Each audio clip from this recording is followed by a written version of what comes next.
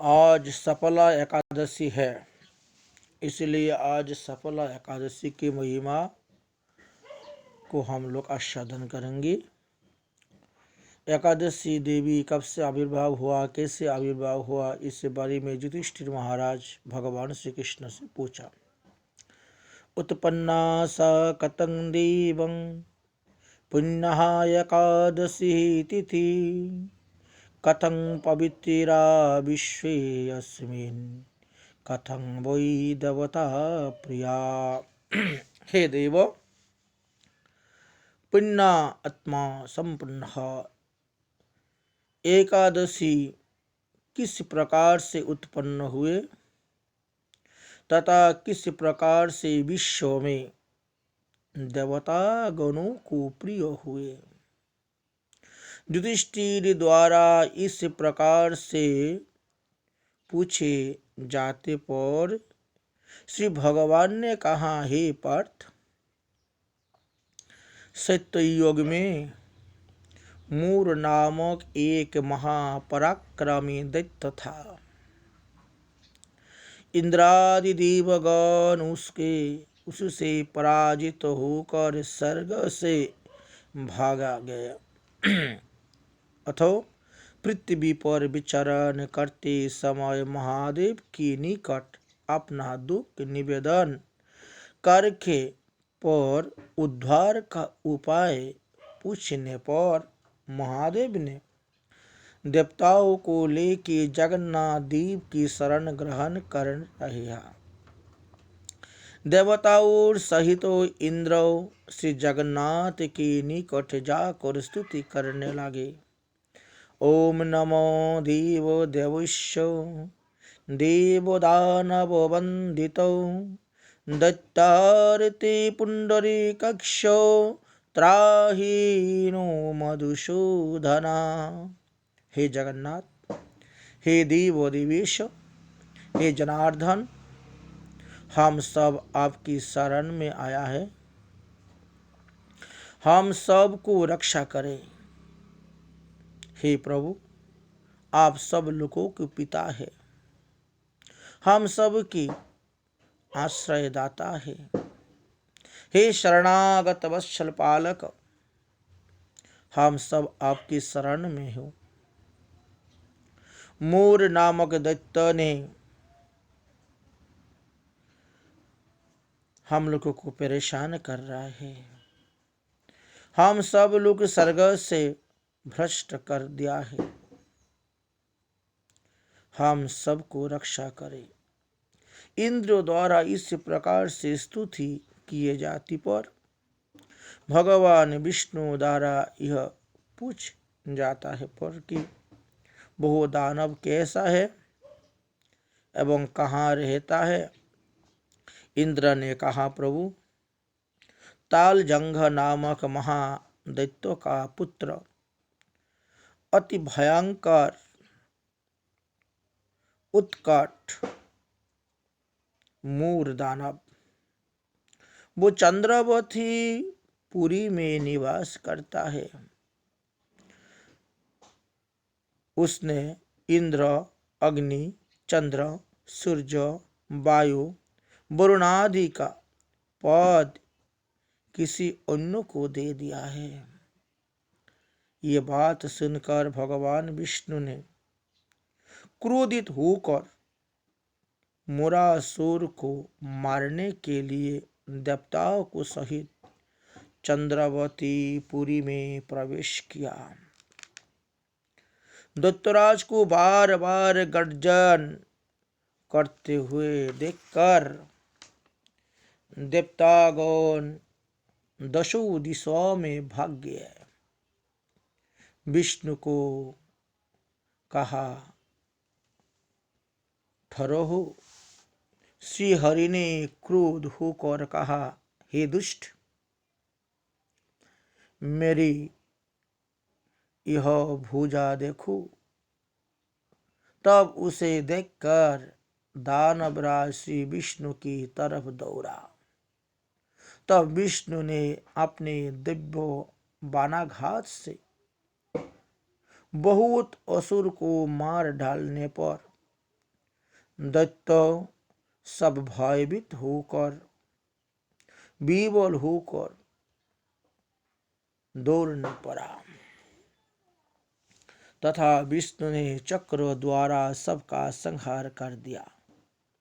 एकमात्र अब मुरासुर बचा है। मुरासुर की साथ में बाहु युद्ध शुरू हुआ। दिव्य सहस्र वत्सर युद्ध होने के बाद विष्णु परिश्रांत होकर भागते हुए बदरिका आश्रम में द्वादश जन विस्तर एकदार वैशिष्ट एक गुफा में प्रवेश कर जुग निद्रा में शयन कर गए है। दानव ने पीछे दौड़कर विष्णु की विनाश करने के लिए संकल्प करते मात्र ही विष्णु से सौभाग्यशालिनी एकादशी देवी प्रकट होकर नाना अस्त्र धारण करके दानव से युद्ध करना चाहा। विष्णु के तेज से समुद्र भूत्वा महापराक्रमशालिनी रण पंडिता कन्या युद्ध में रत होकर अपने हुंकारों से उस मुरा दानव को भस्मीभूत कर दिया। तब श्री हरि ने जागृत होकर पूछा, दानव को किसने मारा? ऐसा पूछने पर उस कन्या मतलब एकादशी ने कहा, इंद्रादि देवों की परास्त्र करने वाला वह मुरदानव आपको सोया हुआ देखकर त्रिलोक को ध्वंस करने की आशंका से आपकी ही कृपा से मैंने उसका विनाश कर दिया है। तब श्री विष्णु ने कहा, तुम्हारी कार्य से त्रिभुवन आनंदित हुआ, तुम अपना मनोवांछित वर प्रार्थना करो। तब श्री एकादशी विष्णु की वरदान के लिए त्रिशत करके कहने लगा तथा श्री विष्णु के संस्कृत होने पर श्री एकादशी देवी ने प्रार्थना किया, हे देवेश, आपकी कृपा से मैं सर्व तीर्थ में प्रधान, सर्वविघ्न निवारणी तथा सर्व सिद्धिकारिणी हूँ सकूं। हे जनार्दन, आपकी प्रति भक्ति करने आपको प्रति भक्ति करके जो मेरी दीन एकादशी दिन उपवास करेगी उसकी सर्व सिद्धि होगी। श्री विष्णु ने कहा, हाँ कल्याणी, तुमने जो कहा वर स्वरूप में उसी दे दिया, सभी सिद्धि होगा। तुम भक्तों की सभी मनोरथ दान करो। मेरी आशीर्वाद से तुम सभी भक्तों को मनोकामना पूर्ण कर सकोगे। जो एकादशी व्रत में मेरी पूजा करवे वो सुखी होगी रहेगी तथा सभी तीर्थों से अधिक पुण्यशाली होगी। श्री विष्णु ने प्रसन्न होकर वरदान देने पर श्री एकादशी प्रसन्नता हुआ तथा पुष्ट हो गई। तुम एकादशी व्रत करने वालों को शत्रु को नष्ट करोगी एवं परम गति प्रदान करोगी। हे निपतम युधिष्ठिर महाराज, विष्णु धर्म के समान दूसरा कोई धर्म नहीं है और एकादशी के समान अन्य कोई भी व्रत नहीं है। मार्गशीर्ष कृष्ण पक्ष उत्पन्ना विष्णु देहत मुरासुर वधारताय तिथि एकादशी वरा।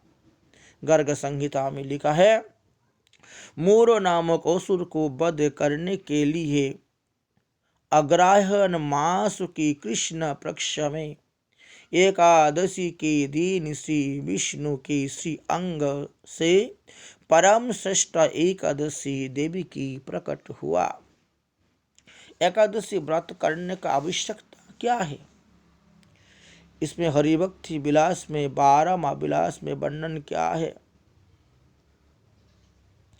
तश्च कृष्ण प्रणेनौ तस्वाधि प्राप्तौ तत्त्वस्वता भुजनस्यो निषेधा च कारणम प्रजत्नयाम। श्री कृष्ण का प्रीति विधान करना ही शास्त्र का उपदेश होने के कारण एकादशी व्रत की नित्यता है। एकादशी के दिन भोजन नहीं करोगे, मतलब अन्न भोजन नहीं करोगे। एकादशी नहीं करने वाला अर्थात जो एकादशी में भी अन्नादि भोजन करते, वो ब्रह्महत्मा, स्त्रीहत्मा, भ्रूणहत्मा पाप भोजन करता है, क्योंकि उक्त पाप समूह एकादशी का दिन में अन्न में विराज रहता है। द्वादश विलास सुलभ श्लोक में सिंगी मुनि को उक्ति है, जो नारी रजस्वला होने पर भी एकादशी व्रत का त्याग ना करे। मनुष्य जननौषुष या मरणौषुष में भी व्रत का त्याग ना करे। व्रत करना चाहिए, उसी में भी व्रत चलेगा। व्रत का परित्याग नहीं करना चाहिए किसी को। वराह पुराण में इस प्रकार कथन भी है, मुनिष्व का जननौषुष अर्थात जन्म की समय औषुष तथा मरणाशुष होने पर भी स्नान करके बाद मन ही मन भगवान की प्रणाम कर गुरुदेव का देने हुआ मंत्र का जप करो, तिलक का जप करो, हरिनाम करो और एकादशी व्रत भी करो। ये करना चाहिए। वराह पुराण में भी लिखा है, नारी अपने पति की मंगल के लिए एकादशी व्रत करते पर जो पुण्य प्राप्त होता है, उसी से 100 गुना अधिक पुण्य प्राप्ति होती है। विष्णु पुराण में भी लिखा है, धर्म तत्व में कहा जाता है कि भक्ति युक्त होकर पुत्र भज्जा तथा सज्जनों के साथ दोनों पक्षों की एकादशी अर्थात कृष्ण पक्ष और शुक्ल पक्ष दोनों पक्षों की एकादशी में उपवास करना उचित है। लेकिन बंगाल में एक प्रवाद है, बांग्लादेश में एक प्रवाद है कि एकादशी करने से पति को मृत्यु होती है। ये बात बिल्कुल झूठ है।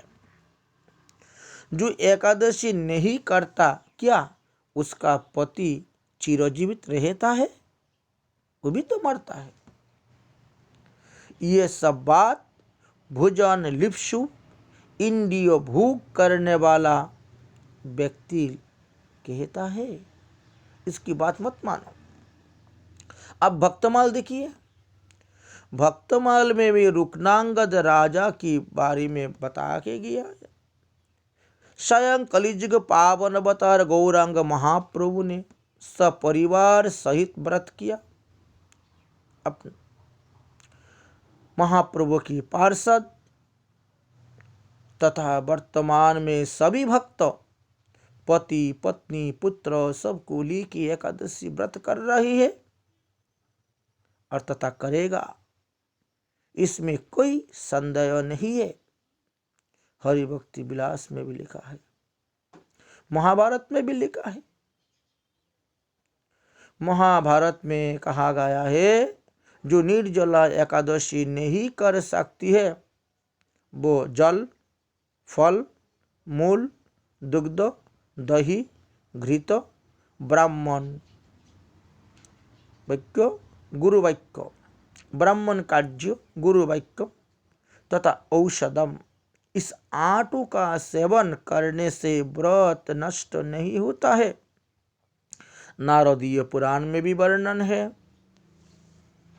बहुत सहस्र अश्वमेध यज्ञ करने से जो फल मिलता है, बहुत सहस्र वाजपेय यज्ञ करने से जो पुण्य फल मिलता है, एकादशी व्रत की 16 भाग का 1 भाग व समान नहीं होता।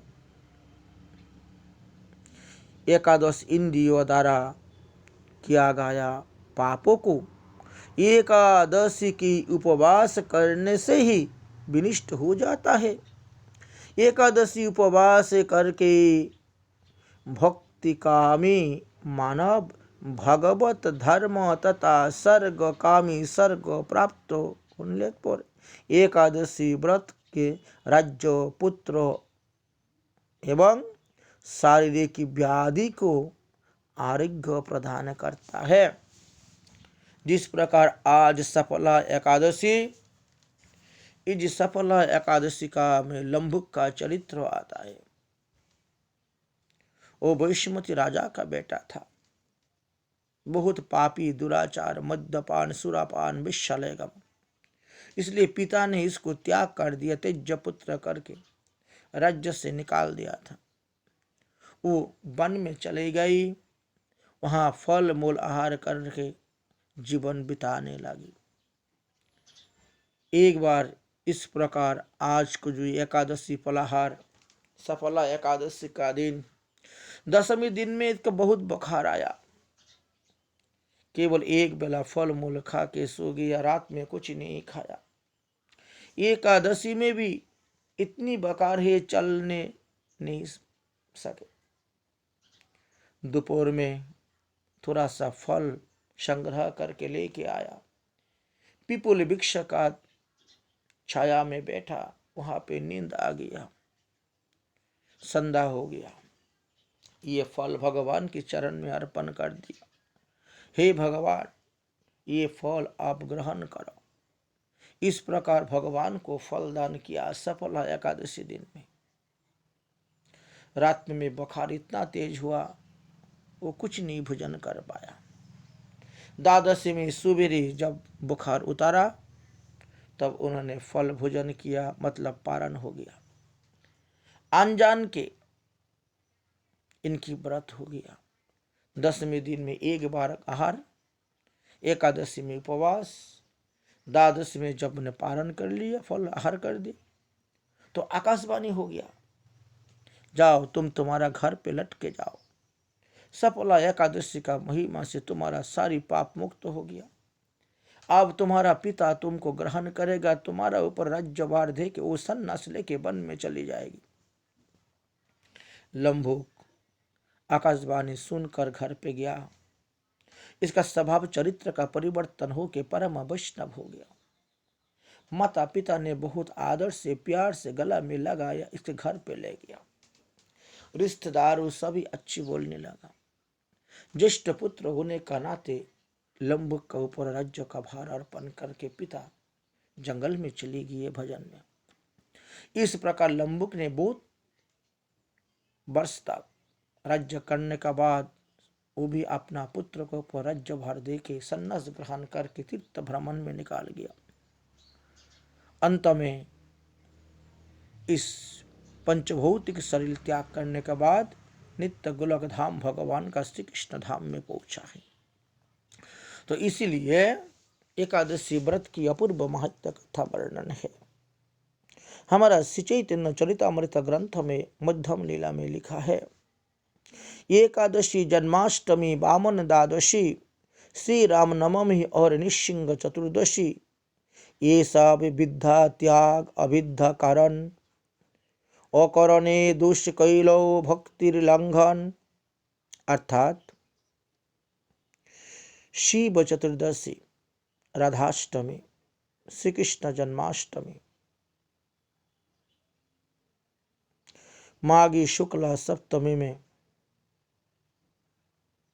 श्री अद्वैत जयंती व्रत, इसी शुक्ला त्रयोदशी में नित्यानंद जयंती व्रत, फाल्गुनी पूर्णिमा में श्री गौरांग महाप्रभु का जयंती व्रत होता है। एकादशी के अलावा अन्य व्रत की दिन सूर्योदय विद्या को त्याग कर व्रत करना चाहिए। एकादशी व्रती के लिए दशमी दिन का क्या क्या चीज वर्णन करना चाहिए उसको जानकारी होना चाहिए। जैसे कासा का बर्तन में भोजन करना माना है, मीट मछली भोजन करना है माना है, मसूर की दाल खाना माना है, मधु शहद खाना माना है, मिथ्याभास माना है, द्वितीय बार दूसरी बार भोजन करना माना है। ये दशमी दिन में ही सब है। दशमी दिन में एक बार भोजन। प्रवास दूर देश में जाना माना है। दिनों में शयन करना माना है, शिलापृष्ठ में भूमि में शयन करना। दशमी दिन खार द्रव्य को व्यवहार करना माना है। अभक्ष्य द्रव्य को भोजन करना माना है। दशमी दिन में आप तिल गेहूं की बिना शस्य सामा चावल गेहूं कोरी धान छोला ये सब खार वस्तु दशमी में अभक्ष्य है।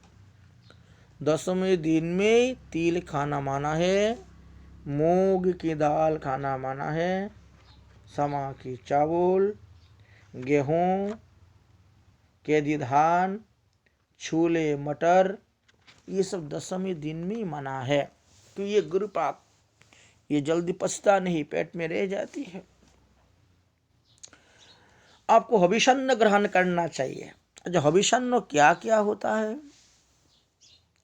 बोले आतप चावल मूंग जू तिल कालाई काहन उड़ीद धान वस्तु का साग हिलंचा पिष्ट धान कालामाग मूली केऊ के बिना अन्न मूल स्कंद संदक नमक सामुद्रिक नमक गोदुग्ध दधि घृत कटहल आम हरितकी पिपल जीरा नारंगी इमली केला लवली अमला गुड़ कक के बिना प्रकृदों की हविषान्न कहता है। एकादशी व्रतों का दिन क्या कर्तव्य है क्या नहीं है उसी बारे में हरि भक्ति विलास में बता के गया। जो बार बार जलपान ना करे, तांबुल भोजन ना करे, दिनों में ना सोना शयन करना माना है, मिथुन धर्म माना है तथा दंत काष्ठ से द्वारा दंत धावन करना ही माना है। भगवत पूजन भगवान का नाम श्रवण कीर्तन करके रात्रि जागरण करना चाहिए। अगर एकादशी का साथ में अष्टमहाद्वादशी का तिथि पड़ जाए तो अष्टमहाद्वादशी पालन करना चाहिए, क्योंकि इसका महिमा ज्यादा है। 24 एकादशी का बराबर एक महाद्वादशी होता है। अष्टमहाद्वादशी का नाम त्रिपर्षा पक्षवर्धिनी उन्मिलिनी व्यंजुली जया विजया जयंती तथा पापनाशिनी। इस व्रत किस प्रकार होता है? कुछ व्रत तिथि का कारण से होता है, कुछ व्रत नक्षत्र का कारण से होता है। जैसे तिपर्षा किसको कहा जाता है? एकादशी, द्वादशी तथा त्रयोदशी एक ही दिन में मिलन होने पर त्रिदश स्पर्शा महाद्वादशी व्रत होता है, लेकिन पारण त्रयोदशी में ही करना पड़ेगा।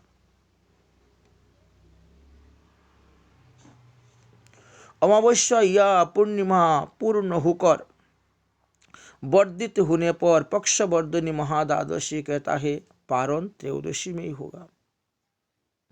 एकादशी पूर्ण होकर वर्धित होने के पर एवं द्वादशी वर्धित नहीं होने पर उन्मिलिनी महाद्वादशी व्रत होता है, पारण त्रयोदशी में ही होगा। द्वादशी पूर्ण होकर वर्धित होने पर व्यंजुली महाद्वादशी व्रत होता है, पारण उसी का द्वादशी का मध्य में करना होगा।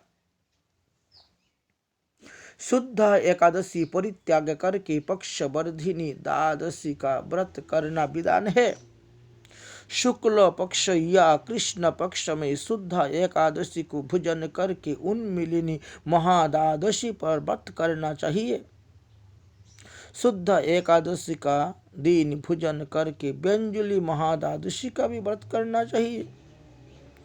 शुक्ल पक्ष की द्वादशी में पुनर्वसु नक्षत्र योग हो जाएगा तो उसको जया महाद्वादशी कहते हैं। शुक्ल पक्ष में द्वादशी में श्रवणा नक्षत्र योग होने पर विजया महाद्वादशी कहता है। शुक्ल पक्ष में द्वादशी में रोहिणी नक्षत्र योग होने पर इसको जयंती महाद्वादशी व्रत कहता है। शुक्ल पक्ष की द्वादशी में पुष्य नक्षत्र योग होने पर पाप नाशिनी महाद्वादशी कहता है। अगर ये द्वादशी फाल्गुन महीना में ऊपर जाएगा तो इसको गोविंद द्वादशी भी कहा जाता है। महाद्वादशी का व्रत करना चाहिए। महाद्वादशी का व्रत में शुद्ध एकादशी परित्याग करके महाद्वादशी व्रत करने का विधान हरिभक्ति विलास में भी लिखा है। उपरोक्त तो तीनों नक्षत्र जो आलोचना किया, सूर्योदय का पहली से या समय काल से प्रवृत्त होने पर दूसरे दिन सूर्योदय की समय काल या वर्धित होती है। महाद्वादशी तिथि भी नक्षत्र मान के समान या कुछ निम्न ही, तब भी उपरोक्त तीनों नियम से महाद्वादशी व्रत करना ही चाहिए। पारण के समय यदि नक्षत्र तथा तिथि पारण के दिन नहीं तो तिथि की अधिक स्थल में नक्षत्र की शेष में पारण करना चाहिए। नक्षत्र के अधिक तो होने पर तिथि की मध्यम पारण करना चाहिए, किंतु पारण के दिन द्वादशी नहीं हो तो रोहिणी तथा श्रवणा वृद्धि की प्राप्त होने ही नक्षत्र के मध्यम में पारण करना चाहिए। पुनर्वसु तथा पुष्य को वृद्धि होने पर उसके अंत में ही पारण करना चाहिए। पारण के विषय में तिथि नक्षत्र की कम या अधिक से अनुसार में नियंत्रित होता है। ये हरिभक्ति विलास एवं पंचांग में मिला लेना चाहिए। देखिए, विष्णु श्रृंखल योग भी इस प्रकार है। विष्णु श्रृंखल योग होने पर भी पहले दिन व्रत होकर तिथि नक्षत्र का किसी एक के शेष में पारण निर्णय होता है। अगर प्रश्न आता है जो विष्णु श्रृंखल योग किसको कहता है? श्रवणा स्पर्शदा द्वादशी यदि एकादशी को स्पर्श करता है तो उसी को वैष्णव योग को विष्णु श्रृंखल योग कहा जाता है। यह एकादशी शुद्ध में समस्त रात्रि ही समझाना होगा, नहीं तो एकादशी में द्वादशी का स्पर्श नित्य ही दृष्टिगोचर रहता है। इस विष्णु श्रृंखल में द्वादशी के मध्यम ही पारण करना चाहिए। एकादशी संयुक्त द्वादशी व्रत करने के बाद द्वादशी में पारण करना चाहिए तथा नक्षत्र की अधिकर्ता होने पर तिथि मध्यम पारण करना चाहिए। द्वादशी की लंघन होने पर बहुत दोष माना जाता है। तिथि नक्षत्र और रात्रि व्यापी होने पर दिन में भी पारण करना चाहिए।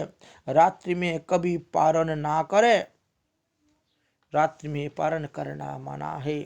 इसलिए जो आज एकादशी व्रत कर रहे सफला एकादशी, रात 12 बजे का बाद में और काल सुबह सूर्य उदय का बीच में कभी पानी तक मत पीना। पानी पीने से भी पारण हो जाता है, इसमें व्रत बिगाड़ जाएगी।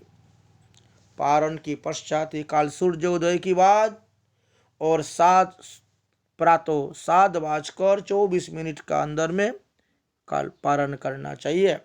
कल शुक्रवार है। हाँ, एकादशी यदि विशुद्ध हो एवं द्वादशी में यदि श्रवणा तिथि हो तो समर्थ होने का व्यक्ति 2 दिन ही व्रत कर सकता है। जो समर्थ नहीं है वो एकादशी में अन्नाहार करेगा और द्वादशी में जाके व्रत रहेगा। क्योंकि 2 दिन के उपवास करने में असमर्थ होने पर एकादशी में भोजन करके श्रवणा नक्षत्र युक्त और द्वादशी में व्रत करना चाहिए एवं त्रयोदशी में पारण होगा। ये हरिभक्ति विलास में वर्णन है। 14 विलास में, 15 विलास में। श्रवणा द्वादशी का इतना महत्व क्यों? बोले भाद्र मास की शुक्ला द्वादशी में श्रवणा का योग होता है। होने पर श्रवणा महाद्वादशी व्रत कहता है। अगर द्वादशी में श्रवणा का योग होने पर सभी लोग द्वादशी का व्रत करें एवं त्रयोदशी में जाकर पारण करें। द्वादशी में श्रवणा का योग नहीं होने पर श्रवणा युक्त एकादशी में उपवास करना चाहिए। उसमें एकादशी में व्रत करना पड़ेगा। उसी एकादशी को विजया एकादशी भी कहते हैं। एकादशी में उपवास होने पर दूसरे दिन मध्याह्न तक द्वादशी न रहते से द्वादशी का मध्यम ही श्री वामन देव का अभिषेक तथा अर्चन करना चाहिए। द्वादशी की स्वात श्रवणा की 2 कला की तथा योग होने तो उसे अष्टजाम योग करके शिकार करके व्रत करना चाहिए। पारण के दिन मंगल आरती करके भगवत अर्चनादि नित्य कृत करके बाद श्री कृष्ण की व्रत का फल अर्पण करते हुए भगवत स्मरण करते करते पारण करना चाहिए। दशमी का दिन में जो पदार्थ निषिद्ध है उसी प्रकार द्वादशी का दिन में भी उसी द्रव्य निषिद्ध माना जाता है। अतएव मानना चाहिए। कोई आदमी है, बंगाल में देखी जाता है, जो दशमी में हविषान्न ग्रहण करता है, एकादशी में व्रत करता है, द्वादशी के पारण के बाद में इन लोग मीट मछली खा लेता है। लेकिन वो मना है शास्त्र में। जो अम्बरीश महाराज ने कि समान नियम करोगी, उनके लिए विशेष विधि शास्त्र में बता के गया है। भगवती प्रीति के लिए व्रत करना चाहिए। अगर व्रती अभैक्य का परित्याग करके भगवत प्रसाद दशमी एवं द्वादशी में सेवन करोगे, त्रयोदशी की पारण करता है, अति अल्प द्वादशी रहने पर नित्य कृत्य समाधान न करने पर महाप्रसाद मुख में ढालकर भी पारण कर सकता है। निर्जला व्रत जो करता है वो बिंदु मात्र जल भी मुख में ना ढाले। निर्जला व्रत करने वाला जल बिंदु मुख में ढालने पर भी पारण करेगी। जल बिंदु मुख में ढालने से पारण हो जाता है। एकादशी का अंतपाद द्वादशी का प्रथम पाद हरिवासर कहता है हरिवासर को पारण नहीं करना चाहिए, इसलिए द्वादशी का दिन पंचतारीस्वं दंड से अधिक 45 दंड से अधिक द्वादशी होने पर स्थिति का मान को 4 भाग करने से 1 भाग एकादशी के शेष मान के साथ जोग कर पर जितना समय होता है उतने समय के बाद पारण होगा। इस प्रकार एकादशी का महिमा वर्णन किया है शास्त्र में, हम लोग भी आस्वादन किया। आज सफला एकादशी महारानी की जय। जय जय श्री राधेश।